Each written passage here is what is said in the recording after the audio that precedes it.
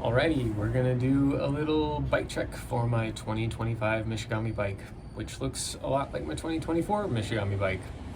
Hopefully that's a good thing. I won last year. So let's see what's different, what's the same.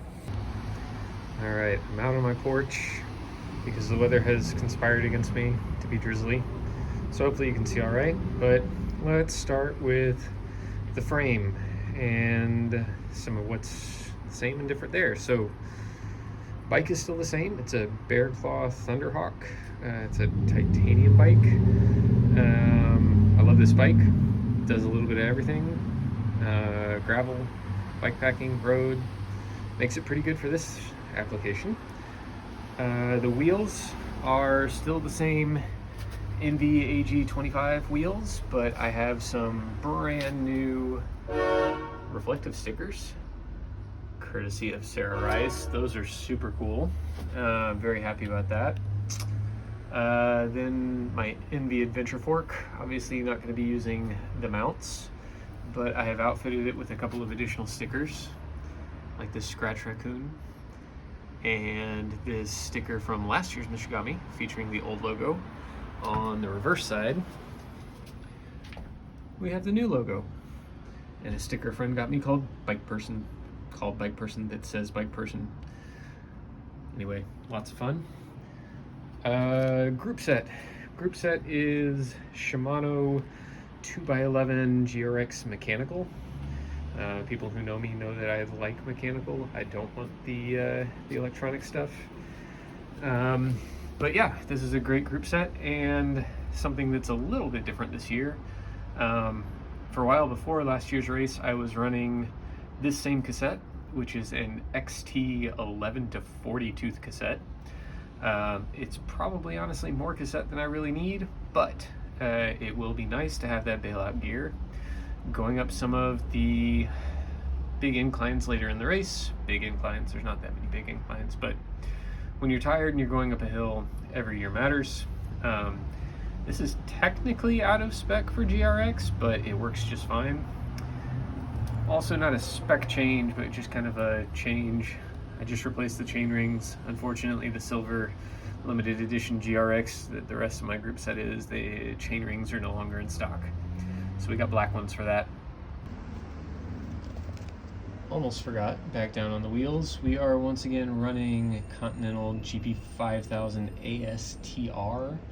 That's the all-season tubeless ready version. So it's still a really fast rolling GP5000, but with a little bit more puncture protection. Going 35 millimeters again this year.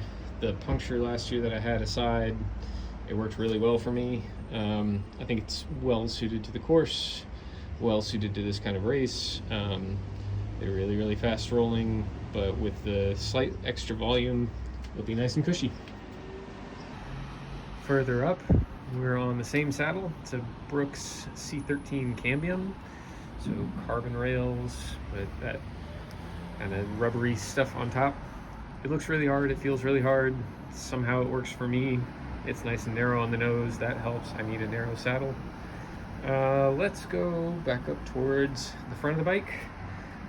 So same aero bars as last year, but a couple of little changes. So one, I've got these profile design risers up in here. Those are 50 mil. So it's boosting me up quite a bit from where I was last year, when I was right down on the bar itself. You can see there's a little bit of a rise in there with that nylon washer. That's not really any different from last year. I'm just using different hardware to get to the same spot. The other change though is moving around some of the stuff on the aero bars. So new is this aero bridge that has both my Wahoo mount and my light mount on it. So I really like that. And then it frees up this other mount to put my quad lock in case I need to use my phone to navigate anywhere. And in the past I've had trouble with the quad lock because it kind of gets in the way when I'm just holding onto my aero bars. But in part that's because this bridge was kind of further out towards the end, and so now it's back a little bit, and because I don't have tape over this part of the bar anymore, I can just rotate this down out of the way when I don't need it and leave it right there. And then if I do need it, rotate it up, and it's reasonably stable still for my phone. All right, and I think that brings us to bags. So there are some big changes compared to last year when it comes to the bags. First and most obviously is this absolute beauty from Wampy Bike, or Wampy Bags, Wampy. Them. I love this bag. It does have a bottom half that velcros into this space right here, but obviously I'm not using that, and I'm using water bottles instead. So managed to get everything that I needed down to half frame bag this year. We'll take a look at what's actually in the bags tomorrow. Yeah, there's that. Down here is basically the same setup that I had last year, but a little different. So this is my tool bag on the down tube. The difference being that last year I had just a bottle cage mounted here that I was kind of sliding that into and then strapping it into. And this year, well, one, I'm using that bottle cage elsewhere, but two, I got this little mount that holds it a whole lot more secure. And then with the belay straps, it's a little quicker and easier to access. So moving up, we got my Silka titanium rainbow cages. These things are totally overkill, and I love them. You know, birthday gifts make such a good excuse to get things that you don't need but absolutely love and are super cool and cost too much money for a bottle cage, but you know, they make me happy. Up on the top tube, we've got the same bag as last year. That's a Rebel 8 Designs mag tank, I think it's called. And then up front, we're going down to just one feed bag this year. In the past, I had two, one on each side, and I kept a water bottle in one because I was using a full frame bag. This year, because I'm not, I can fit 4 bottles without having one up front. So I'm going down to just one feed bag. It's still the same custom Lacenok bag.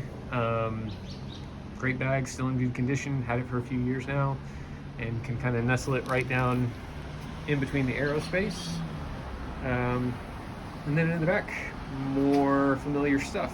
So we've got my Topeak backloader. I've had it since 2019. It's still in great condition, running well. The only thing that I had to do about a year or two ago was it rubbed a hole kind of right here where it hits the seat collar on bikes. So I just took a bit of old tube and glued that into place and haven't had a problem since. And then there's the backloader wishbone that kind of clamps onto the rails there. The straps here kind of help support it. It stops the bag from swaying. It all kind of works together, and it gives me a place to put 2 more bottle cages. So yeah, super happy with this whole setup. Oh yeah, pedals, I guess I didn't say pedals. These are Look X-Track pedals. I don't know exactly which ones, but they're good pedals. I've had them for about 4 years now, maybe 5 years now. I really like those. But that is the bike that I will be riding 1,100 plus miles around Lake Michigan come Saturday. So be sure to dot watch and be sure to subscribe to Rubbing Cyclist for lots more coming, both on Mishigami and many other things bike related.